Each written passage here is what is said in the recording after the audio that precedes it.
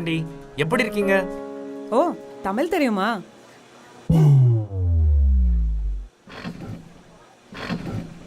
అమ్మయ్య వచ్చారు sir. Madam వచ్చారుగా, ఎప్పుడైనా తీసుకుంటారా? ஒரு coffee. Shankar you?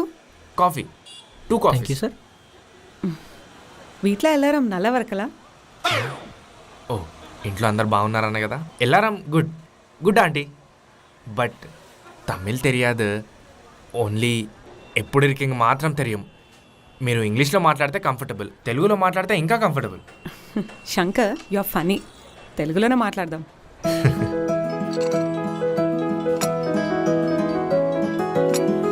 Thank you.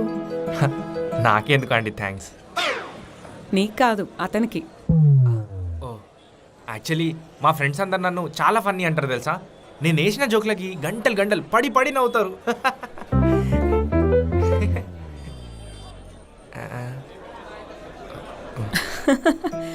Shankar, నువ్వే కాదు, నేను కూడా ఫన్నీయే. అమ్మో, మీరు ఇచ్చిన ఎక్స్ప్రెషన్కి భయపడిపోయాను. You so cool. కానీ మీ కూతురు ఎందుకండి ఎప్పుడు మన ఫేస్ పెట్టుకొని ఉంటుంది కదా? నేను కూడా తనకు అదే చెప్తాను.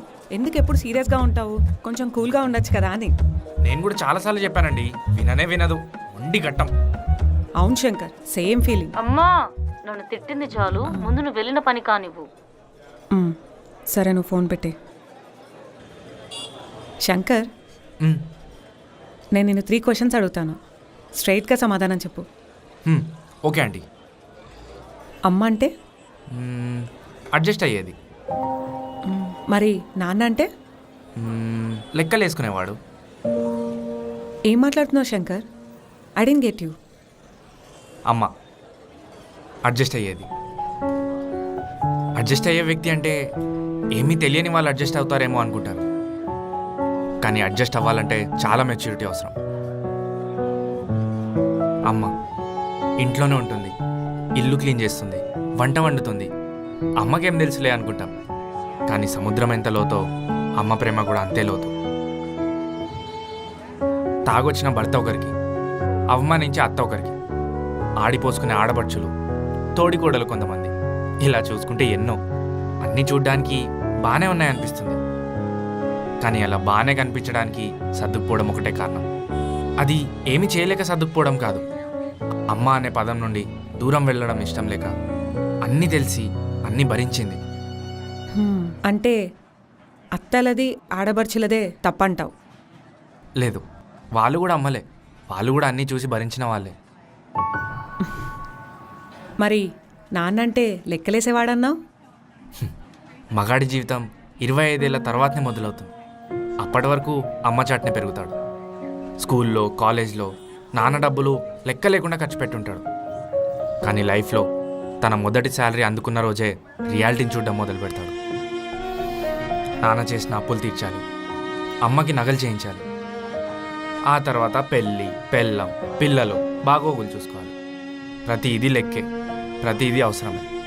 అలా అని పిల్లలకి ఏ లోటు రాకుండా చూసుకుంటాడు, ఎందుకంటే వాళ్ళ నాన్న తనని ఏ లోటు లేకుండా పెంచాడు కాబట్టి. సో అలా లెక్కలేసుకుంటూ, లెక్క లేకుండా కష్టపడుతూ తన అవసరాలని తగ్గించుకునేవాడే నాన్న. వినగానే ఏంటి అనిపించినా నీ ఎక్స్ప్లెనేషన్ చాలా బాగుంది. లైఫ్ని నువ్వు చూసే యాంగిల్ ఇంకా బాగుంది శంకర్. ఫైనల్లీ భార్య అంటే? సగం. కొంచెం అది కూడా ఎక్స్ప్లెయిన్ చేస్తావా? అన్ని ప్రాబ్లమ్స్ ఉన్నా అమ్మ అంతలా అడ్జస్ట్ అవుతుందంటే ఎంతో అంత నాన్న సపోర్ట్ ఉండడం వల్లే.